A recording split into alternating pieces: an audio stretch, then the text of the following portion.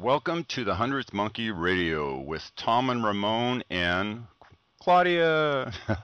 We have a guest host with us tonight. Ramon's not with us, and we have Claudia Durr from Georgia, right?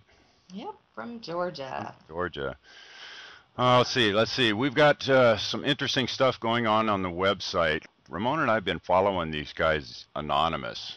I don't know if any of you guys have checked them out yet, but they are doing some pretty amazing stuff right now in the world. They're getting mainstream media coverage, and they're making waves. So check them out. They are pretty interesting stuff. We've got some links on the website there. You can check them out. Let's see. We'll work on a donation basis. Blah blah blah. If you've heard the show, you've heard this before, so I won't go into it. Claudia, who are you? Who am I? You know what? I'm finding out more and more every day. I'm just another soul along on the journey. And it's been getting pretty fascinating, actually. Right now, I've been involved with Crystal's SOL project, offering astrology and numerology reports to help people understand how the vibration of the planets have an influence on their lives and what they've come here to do. And it's been a real interesting journey. For those of you who don't know, I'm also offering that now through through the Hundredth Monkey site as well. So please check it out. You'll find it to be some pretty interesting material. Yeah, Ramon and I have a page on the site, if you haven't seen it yet, that has tarot and healing and now astrology. So I do tarot and Ramon does remote healing, and now we have Claudia. So if you are in need of any of those services, pop on over. We will do what we can for you. And it is, we don't actually have a dollar sign next to anything. It's pay it forward, donate, do whatever you can. We just ask that in some form or fashion there's some energy exchange somewhere. So tonight on the show we have somebody who has been really making waves in this field and has really been shining some light and is now starting to shine his light all over the world. He's on his way over here to North America here in a couple of weeks.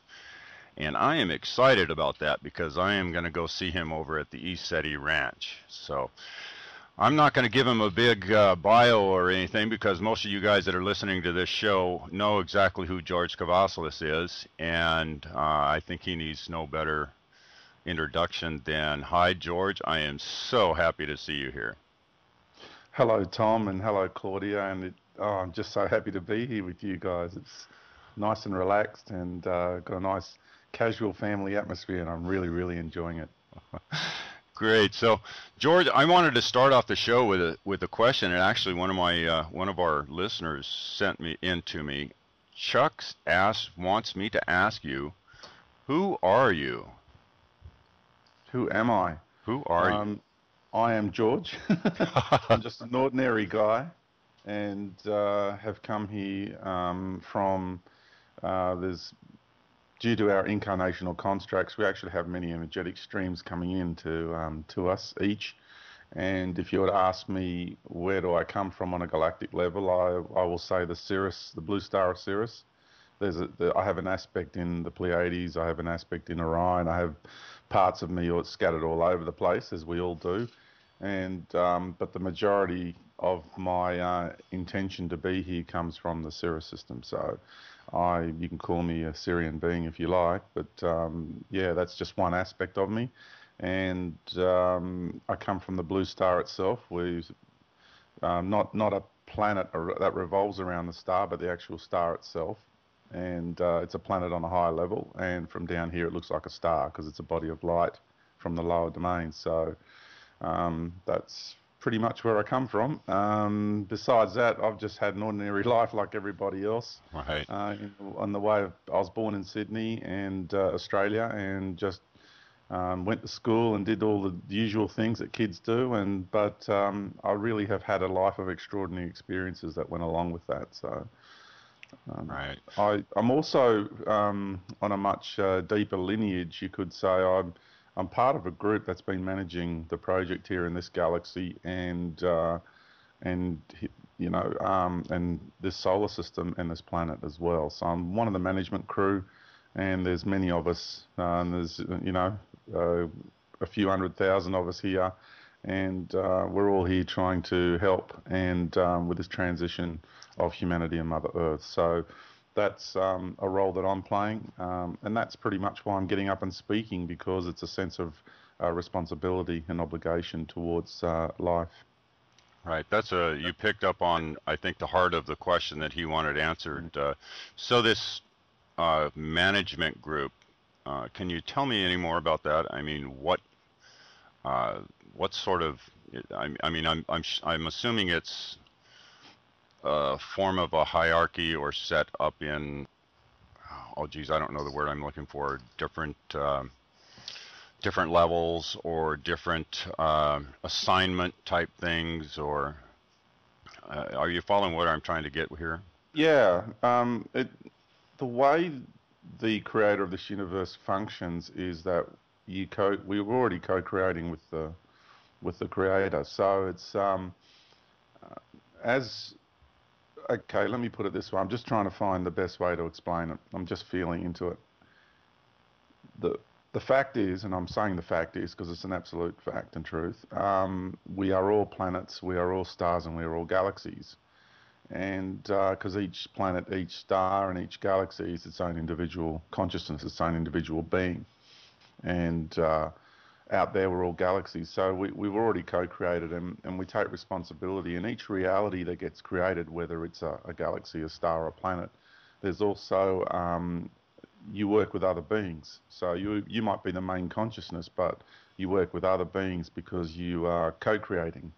And all the people that want to incarnate into your reality and have a set of experiences and wisdom gained from those, there's many people that work together to make it happen on many different levels, because different beings specialize in different areas. So when the idea came for this galaxy to manifest herself, and the concept and why she would do that, and the intended, the reason behind her wanting to manifest herself as this galaxy, and the intention behind it, and the intended outcome, which was wanted to be achieved, there are many, many beings that volunteered.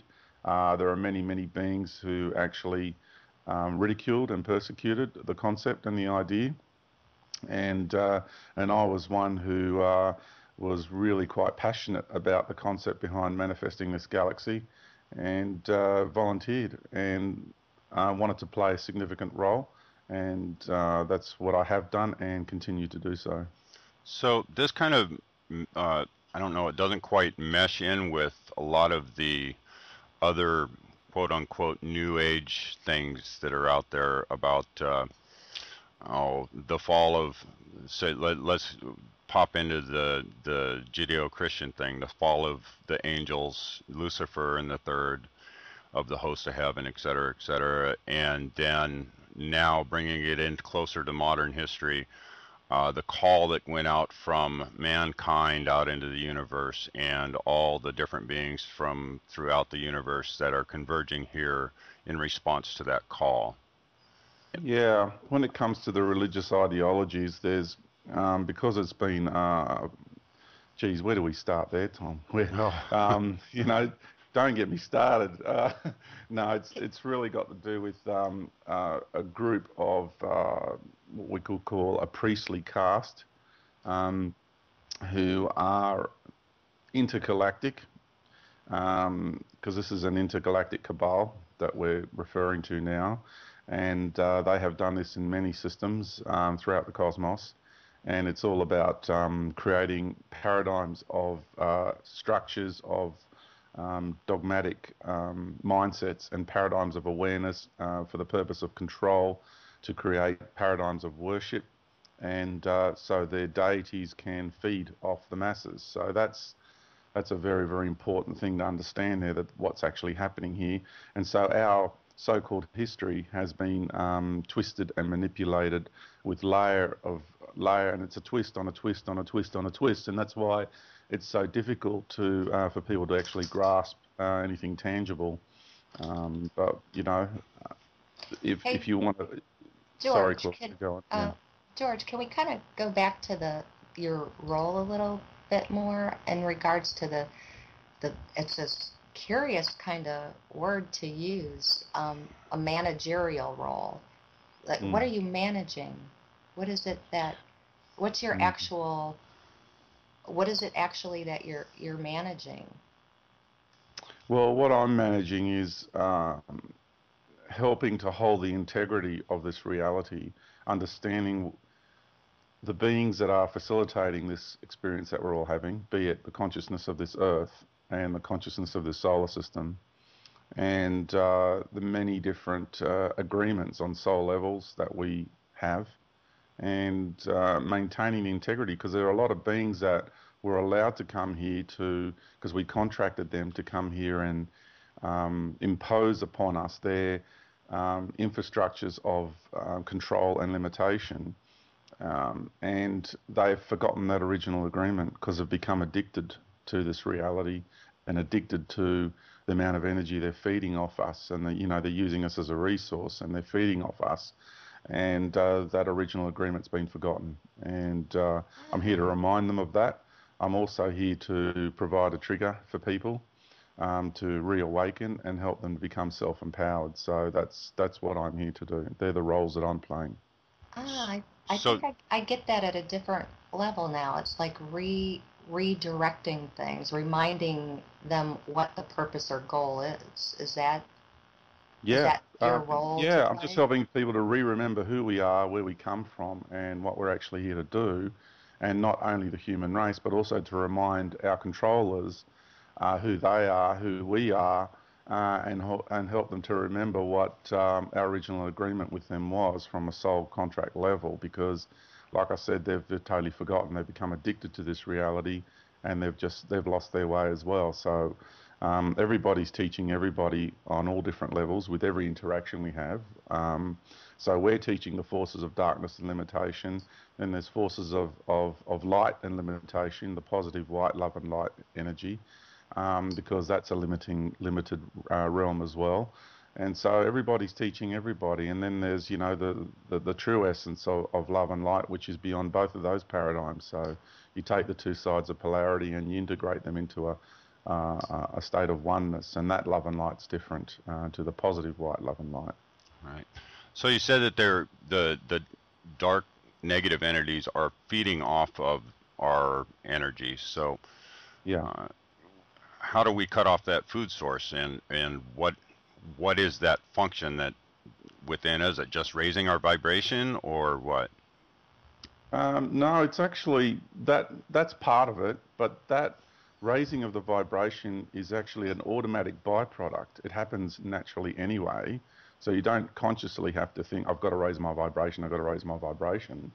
It actually happens naturally and organically when you simply embrace your aspects within you and begin to integrate them.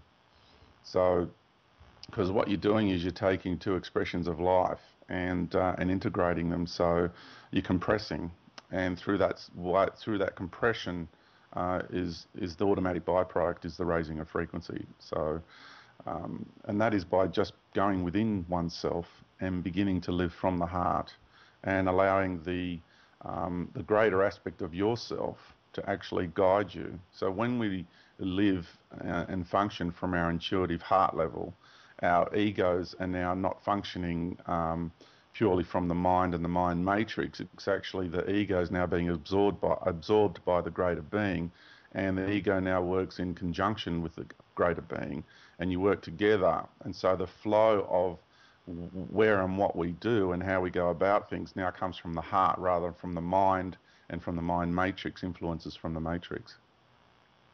Redirecting of our energy, then the redirection of our energy to consciously pursuing this growth and this connection is basically taking control of the energy in yourself and not allowing it to be consumed by this negative force.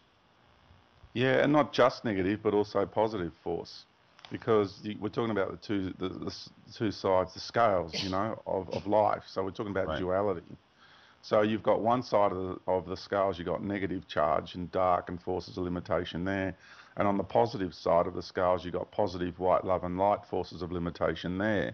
So, both sides, you've got to understand the alter egos of one another. And the issue with the positive white, love and light, which is flooding into this reality now, is that they see themselves above and beyond the negative dark and forces of limitation, but they're not. They're just across. They're the alter egos. So what I'm trying to say to people is, because we've been plunged in such a negative charge for so long, just because positive white love and light comes along, people are taking to it like a child to candy. And I'm trying to get people to understand, to remove themselves of that kind of drama and arena and say, hey, there's more than that. And if you actually integrate the two together, you go to a love and light which is beyond that paradigm, outside of that arena of just the dark versus the light business. And it's far more empowering when you can do that. So I say to people, go within yourself and start getting the truth from there. And I know that's a cliche, but to really actually live it, to go about it, is to begin to trust your deep intuitive feelings. I mean, we get them throughout our day, every day, but most of us just flop them off. We just don't give them the credence and the credit that we should be, because they're so subtle.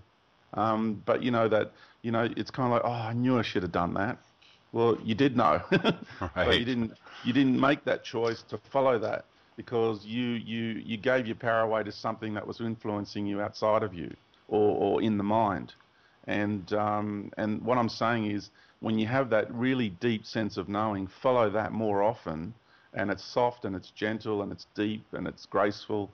You follow that, then you live by that more often, and then you totally change the way you are as a being, and you begin to flow. Because the energy that comes from within you is infinite. It's eternal. So you never run out of it. It goes forever. And you just become so empowered.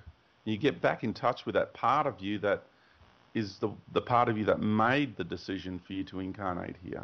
So, you're getting back in touch with the part of you that's the composer, the orchestrator, and the conductor of this life that you're having here. The middle path. The middle path, that's it. Yeah. I really resonated with what you just said, George, because it is like a whisper, isn't it? And yeah. And very recently, I've been having that experience that, at one point in time in my life, I was thinking, waiting for that big shock, that big knowing, that big thing. Yeah. And lately, it's all been flooding in, but it's like a whisper. And I realized before that I just wasn't really listening. That it was really there all the time when I look back. So I really resonated with what you just said. And also the aspect of both sides of the equation is very much like astrology, in that many of the older astrologers feel that an opposition is, that's not really a very good thing, because you've got this energy on this side pulling you over here, and this energy on the other side pulling you in the exact opposite direction. But that's really a very fortunate thing, because it forces you, it's such a strong pull, it forces you to see both sides. And there isn't a right and a wrong in that. It's being able Claudia. to experience both of those sides. Claudia, you're breaking up pretty good. You want to check your connections, maybe? Starting. Yeah, and it's those two opposing forces are that's the structure of these areas in the universe that we chose to explore. And it's the challenge that provides the push-pull sort of energy, and it's about working with that energy and moving through your experiences. Because if you live in denial, if you wrap yourself up in cotton wool and you just sit and you don't do anything in life, you never learn anything. This whole reality was created to provide the challenges for people. People learn more here than anywhere else in the universe. It is the most intense learning reality and paradigm that exists in our universe, this galaxy. And it's phenomenal. It's really, really intense. And a lot of people end up falling victim to these ideologies that are going around the planet, and what they do is they build a resentment towards their very existence here, and it's really sad because they're missing out on a wonderful opportunity to to learn greatly. And sure, that was their soul journey. It was always going to be that, and that they were going to, find out just what they could have done and didn't end up doing. And so they will choose to go somewhere, in the future on another planetary body that's been set up like this one. But, looking at it from within the drama here on this level, it is a shame that these people are, people come to this world and they spend the whole time just trying to get out of it.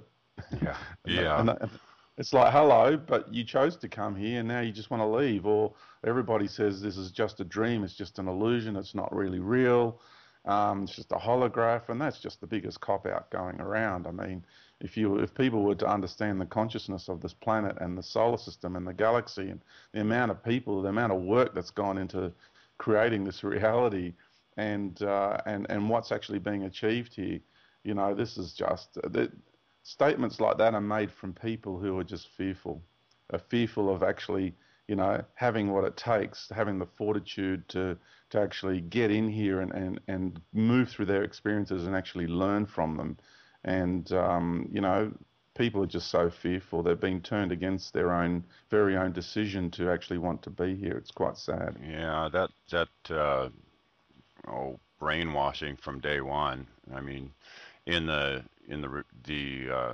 Judeo-Christian paradigm, I mean, you're born in original sin. I mean, right off the bat, you've got a strike against you, So, and then we have our wonderful public school system that teaches you not to be creative.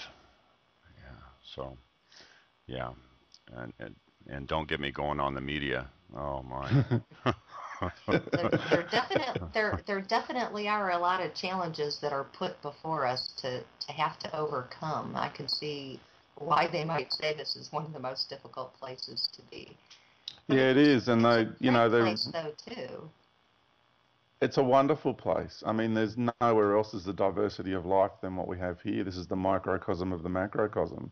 And if you understand the way an incarnational experience is constructed, then you can imagine just how intimate a relationship we actually all have with the consciousness of this planet. We're walking on her body, we're breathing her atmosphere, we're drinking her water and eating her food, and we're immersed in her magnetic chamber, in her ethereal templates. I mean, the relationship we have with her is so deeply intimate. We are her body. I mean, our physical bodies are comprised of her. Yeah. And yet people walk around and they have no clue about her. They don't even know she's a living being. Yeah. Totally forgotten. And I find that really quite sad. And there's so many programs and systems that are designed to create that drive that wedge between a person existing here and the very being that they're incarnate upon. I mean, it's all about disconnect. Yeah. Well, I have seen in the last few years that there are people like you and so many others that are out there trying to reconnect. Mm. So, I see really good things happening. So, I am very... well, Big Mama's about to give birth to a new way of life. See, we're about to achieve that intended outcome. Yeah. That's the beauty of it. And there's many, many, many who will achieve that, more than people realise. And I think it's a wonderful thing. It's just the drama's at the moment, seems to be getting all the attention, and we've just still got to work through a bit more of it. But eventually we're going to work through it and we're going to achieve that intended outcome. And, because this is something that's been organised from a much higher level in the universe, and, it's unstoppable. It's just that there's different beings and races and paradigms of awareness and beings that come from these paradigms that are here implementing their infrastructures and their agendas, and they've got different ideas about what they think is going to happen, but I think they're all in for quite a rude shock, Tom. Yeah. So do you think that it's going to intensify then as well? And is there a reason in the original plan as to why everything would culminate now to this point? I do too feel like we're on the cusp, and there is this big separation where there's there's an immense amount of strife and energy. The new wars, the crash of the dollar, the media that Tom just mentioned, that we're getting this barrage of fear and things. Is there a reason in the original plan for that intensity to be happening now? Yes, there is. It's a really good question. I like the way you laid out the question. It very much is. We wanted this. We all wanted it. Everything that's happening to us, everything that's happening to the whole planet and humanity, is happening because we wanted it to happen. That's the biggest point to get, because that's what gets you out of victimhood. So if you realize that everything you experience in your life is because you orchestrated it, and we all role play for one another, then people can stop playing the victim and stop playing the blame game and actually take responsibility for their experiences, for their lives. It's so empowering to do that. Now, yeah, it's all part of a much greater plan, because what I recommend people is to try to remember what our original intention is, not just as individuals, but as a group. If you look at it from the point of view of the group human soul, the collective human soul, and why we wanted to have collectively such a wonderful experience with this planet, with this solar system, with this galaxy, and what we intended to achieve by creating this reality together, by agreeing to come here together, and especially at this time, is because we wanted to create, we've been on the road to compression for a very long time. This is about, where do I begin with this? We entered this universe, the construct of this universe is light. Now, we wanted to learn everything there is about this expression we call light. So a part of us entered this universe and has explored this universe. I have explored everything that this universe has to offer. Everything there is to do with light, I've explored it. And there's many, many people on this planet who have done exactly the same thing, and we are about to graduate. Now, in order for us to graduate, because of the nature of light being a dualistic expression, whether you want to call it vibration or sound or light, it's up to you, but it all means the same thing. It's a waveform universe. Then we needed to be tested to see if we've got what it takes to actually get through. And so this is graduation time, looking at it from a universal scale now. This is graduation time. So all of us who are here finally achieving balance in our souls, then we have now got being thrust upon us the best that this universe has to offer in the way of deception, in the way of beings and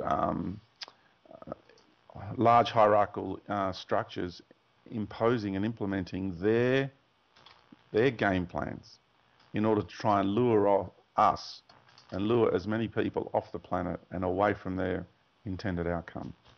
Because if you do get lured by one of the paths or avenues that are up for offer, and you don't hold your integrity, you don't stay with Mother Earth, you don't see it through with Mother Earth, then you're not ready.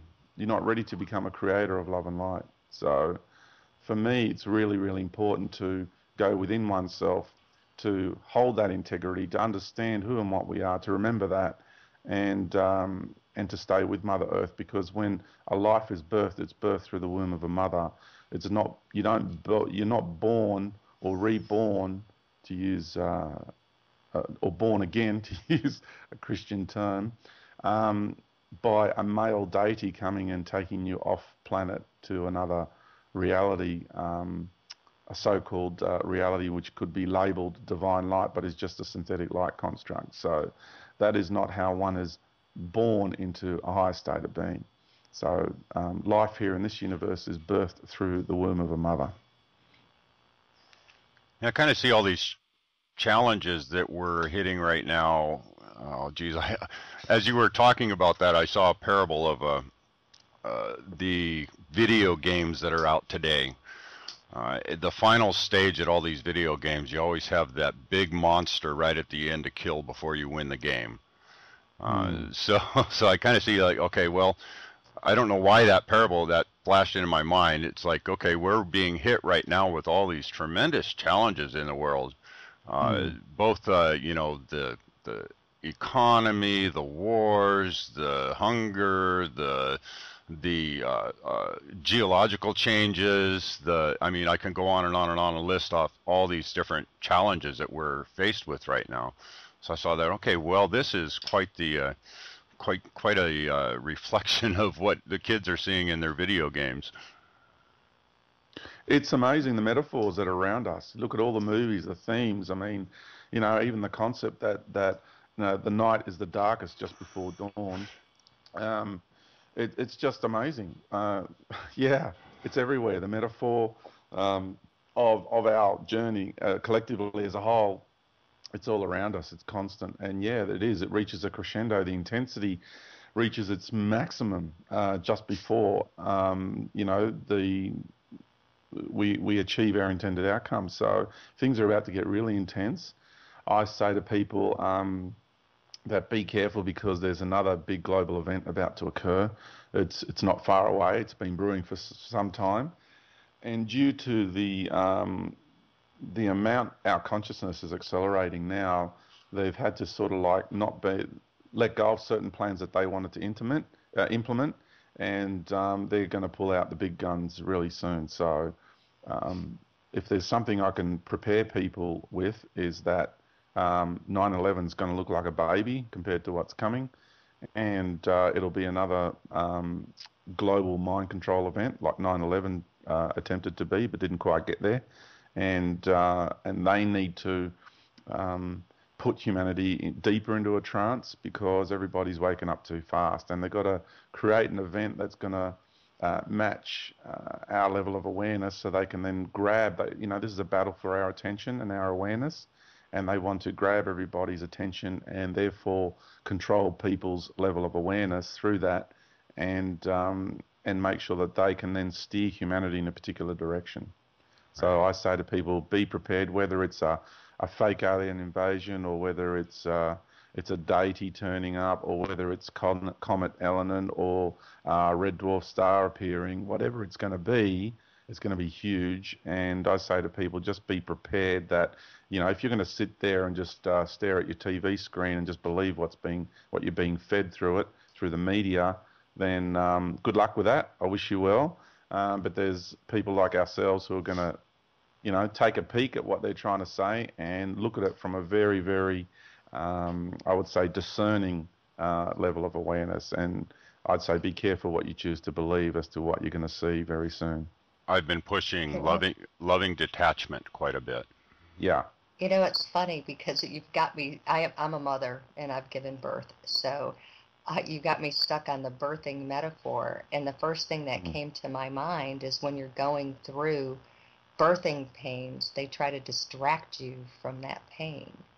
And that's what these distractions reminded me of, was going through that process and taking your mind off of this birth that you talked about was going to be happening. There was something though too that you had said about giving birth to this light, and you also mentioned something about the synthetic light. Yeah, synthetic light constructs.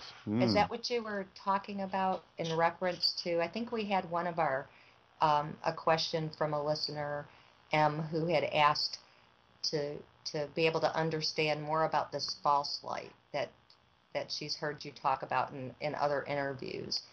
Can you expand on the concept of the false light? Yeah, absolutely. You see, if you look at how people on the planet here are creating light bodies using the Merkaba template, and that is unfortunate from my point of view, and I'll explain why. And you see, there's light. Our light bodies are naturally occurring. They're organic consciousness. They're a part of the universe. So we already have them.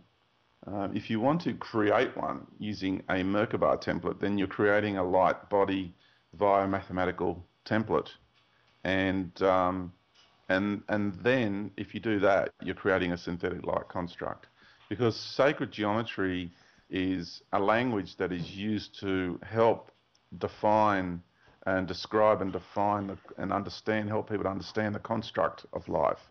But if you're going to now begin to create life via mathematical construct and templates, then you're crossing the line into the realm and the zone of synthetic constructs. And I know this because I've done it in previous lifetimes, but I've also done it throughout my cosmic aspects as well. So I know what I'm talking about when it comes to those sort of things. And people just need to feel into those aspects of themselves, and they'll remember what it is that I'm saying. So it's very, very important to understand the difference between that and an organic light construct.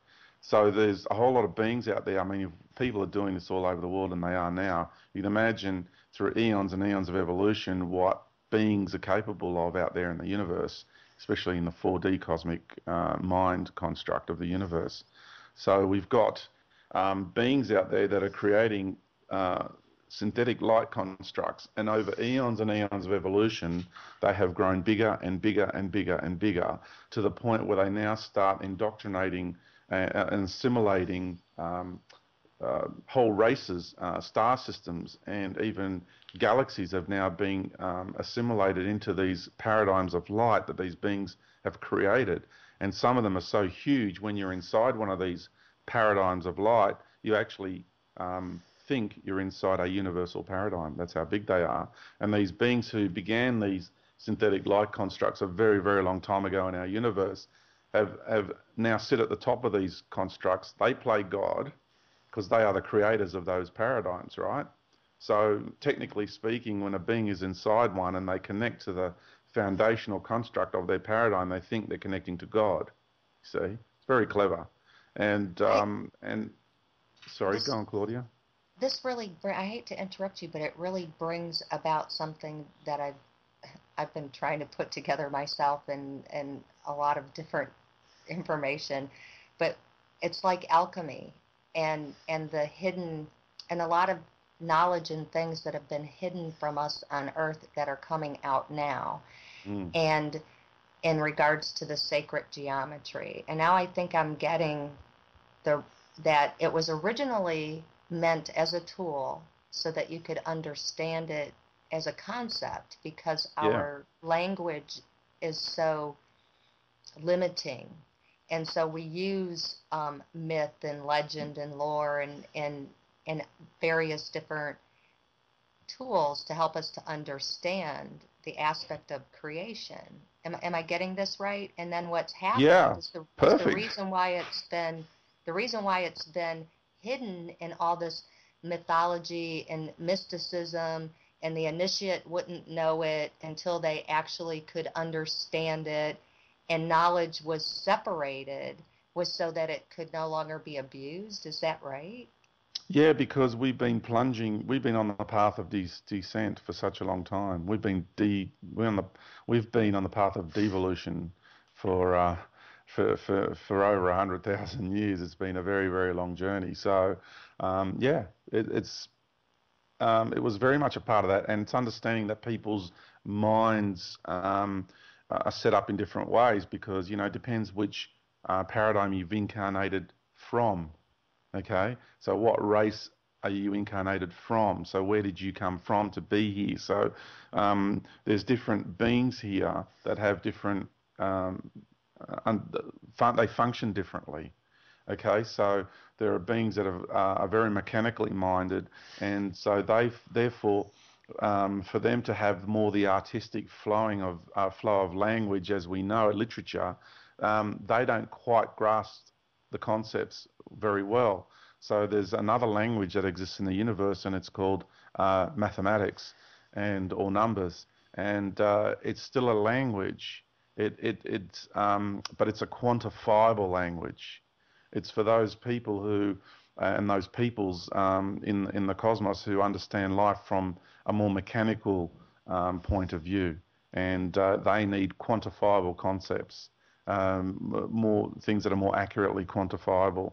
So that's for those people with those kind of mindsets and those kind of an awareness that operates and functions from that type of construct.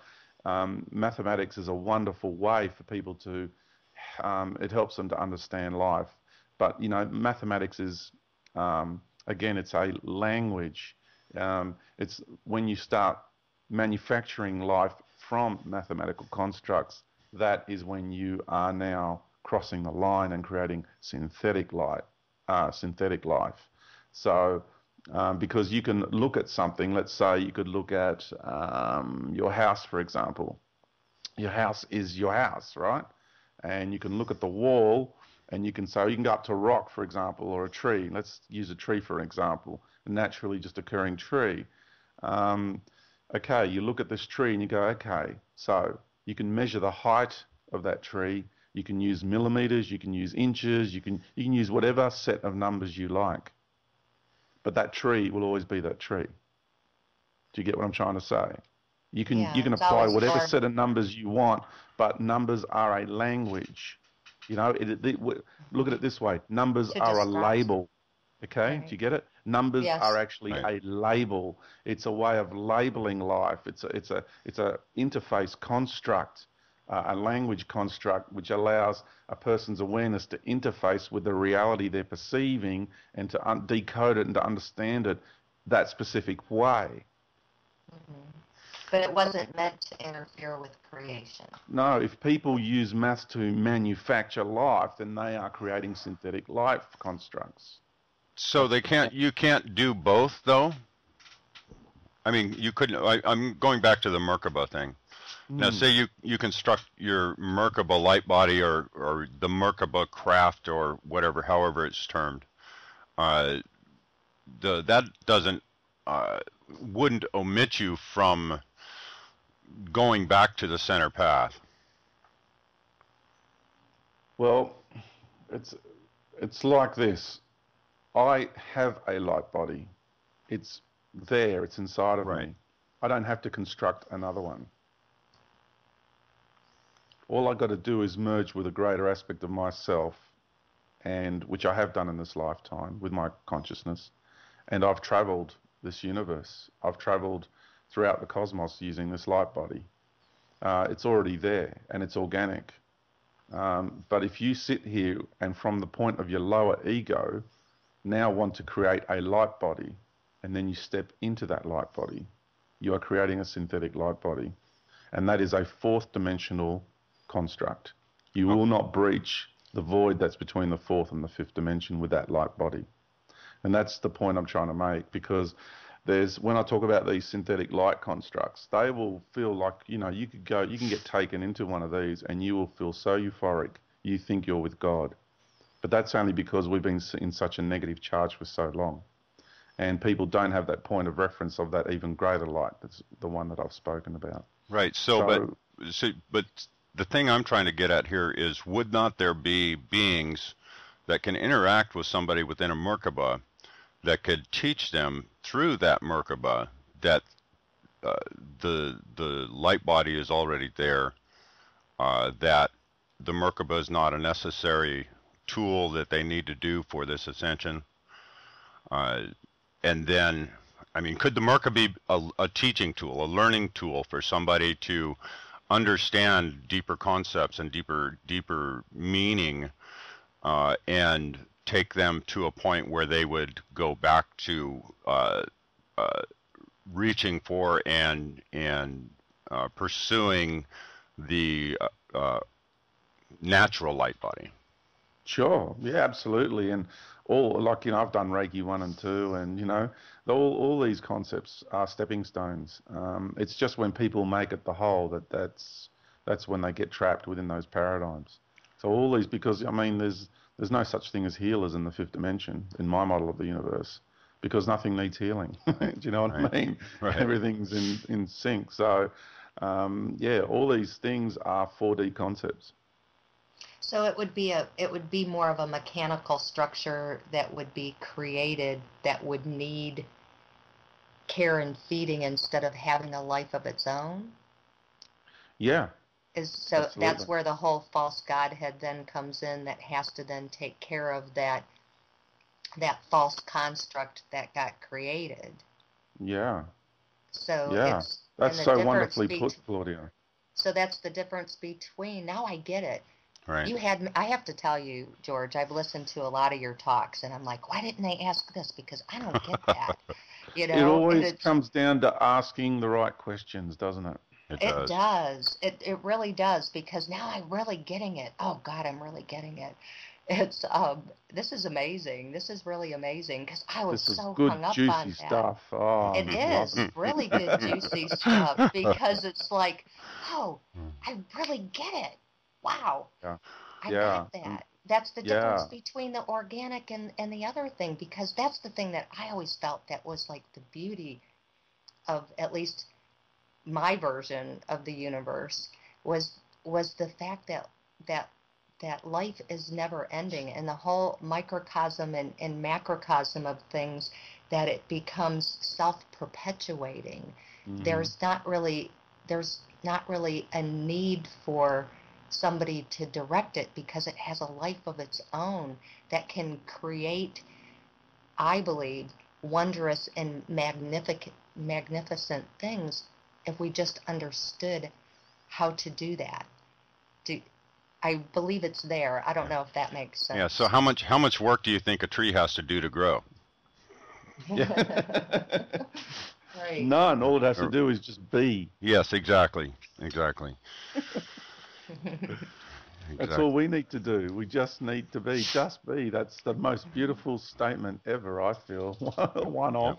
And that's what I say to people. Just be authentic. Just be you. That's all you need to do. You don't need to become a monk. You don't need to do this course or that course in order to ascend.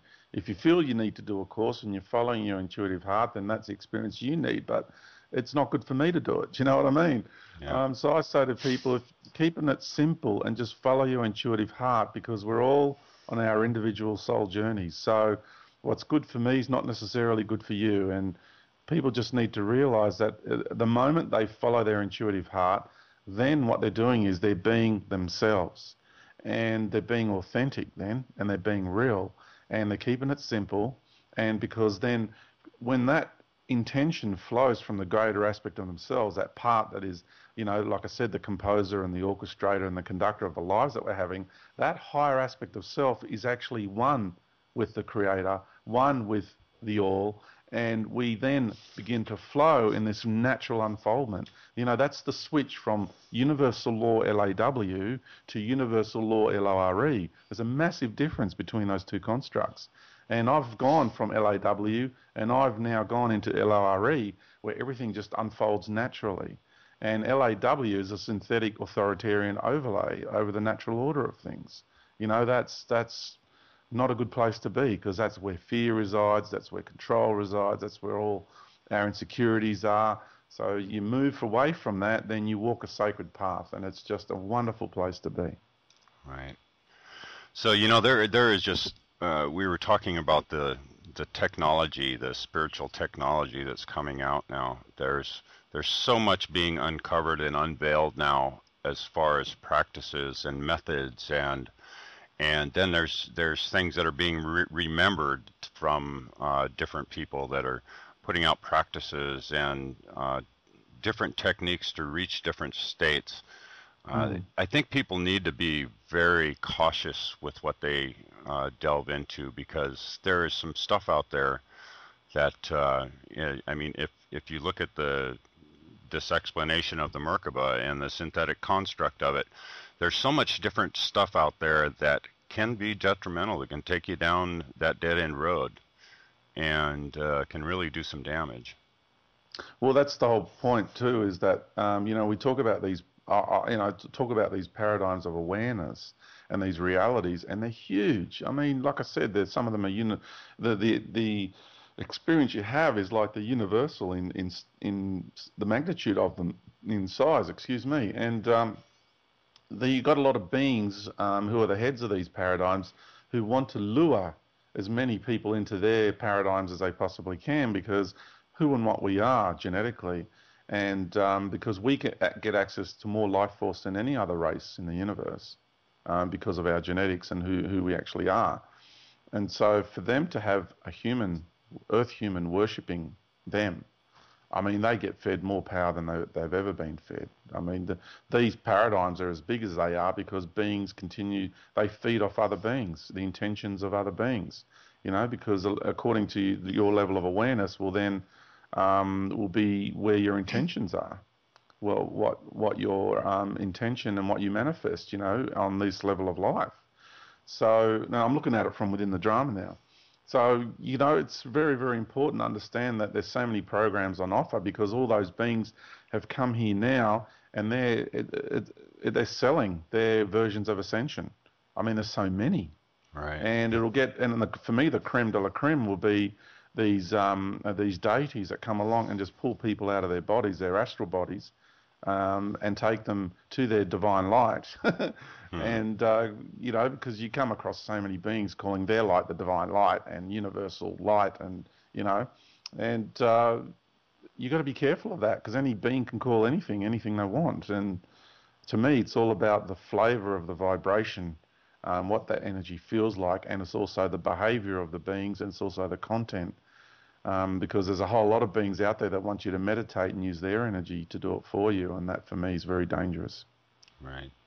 So no, why don't they have this same ability? What you said had something to do with our DNA. I mean, what makes us so unique that they too, as obviously, or maybe not obviously, I'm surmising here, they have they're part of creation as well. So why don't they have the same ability and this light and energy from the universe that we have? Because the fourth dimensional cosmic arena, which is the biggest in physical size in this universe, is so big, it has so many layers in it, that they are inside this arena and they're caught up inside paradigms within this arena. And so it's important to understand that these are incarnational experiences as well. But they're incarnated into star systems and into paradigms of reality on a fourth dimensional cosmic level. And so their level of awareness is also limited. Even though comparative to our current level of awareness, you could say that they are really connected with life, they have amazing technologies, and their level of consciousness is so much greater than us, they're so more advanced, and that's not the case. You get, let me put it like this, you've got the earthly veil, and you've got the matrix here, and the ruling elite, and all that sort of business and level of control.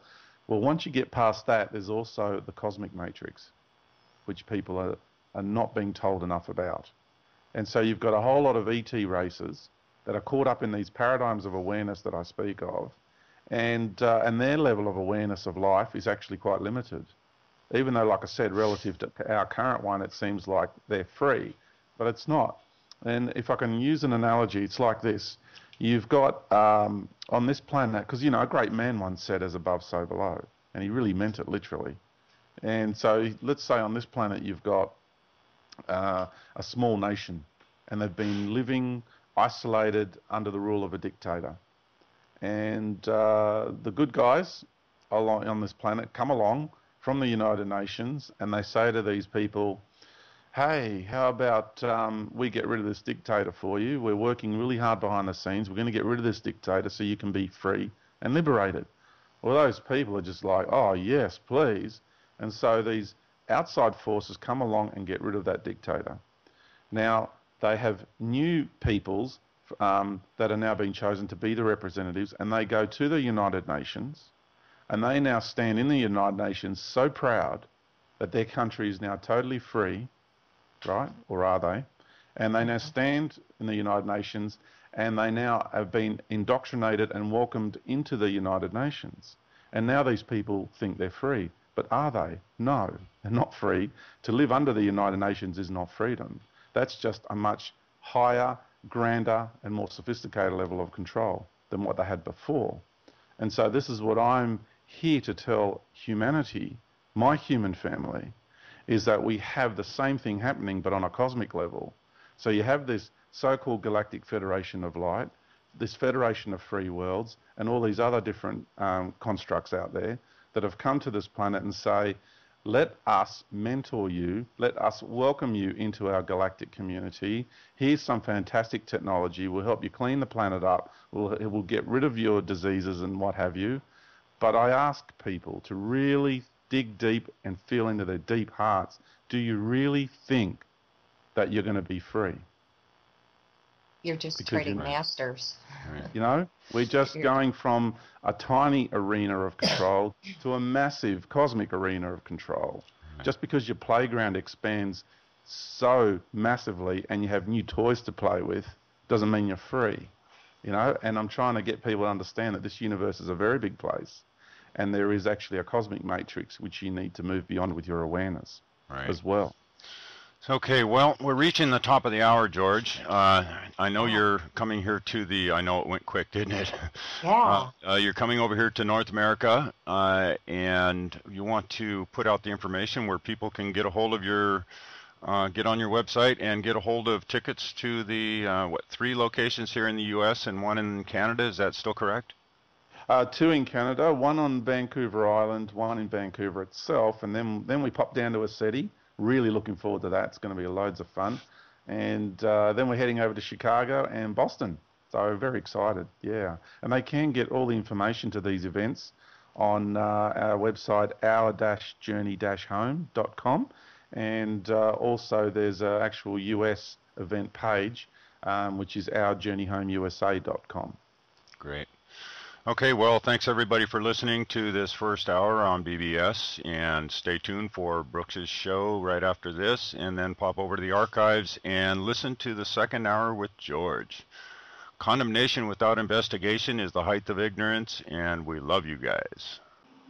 Bumper music is by Christopher of the Wolves from the Samadhi album. You can get a hold of his material at transvision.com. That's transvision.com.